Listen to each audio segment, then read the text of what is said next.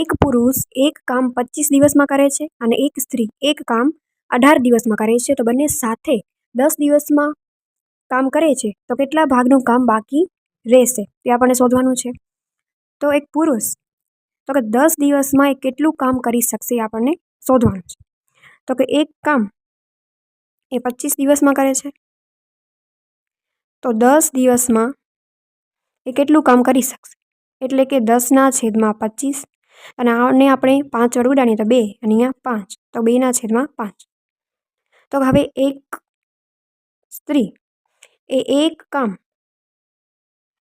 18 દિવસમાં કરે છે, તો 10 દિવસમાં એ કેટલું કરશે, તો કે 10/18.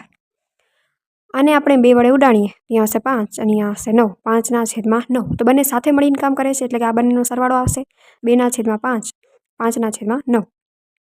એટલે કે અહીંયા બંનેનો ગુણાકાર, અહીંયા હશે 2 × 9 એટલે કે 18 પ્લસ પાછું 25 ને આ બંને ગુણાકાર એટલે કે 45.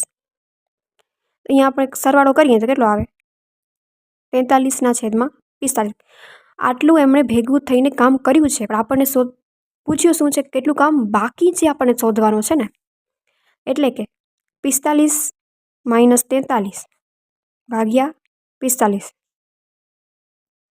એટલે કે 2/45 ભાગનું કામ એ બાકી છે. આવી જ રીતનો આ ક્વેશ્ચન તમારા લોકોએ સોલ્વ કરવાનો છે અને આન્સર કમેન્ટ સેક્શનમાં ટાઈપ કરી દેવાનો છે.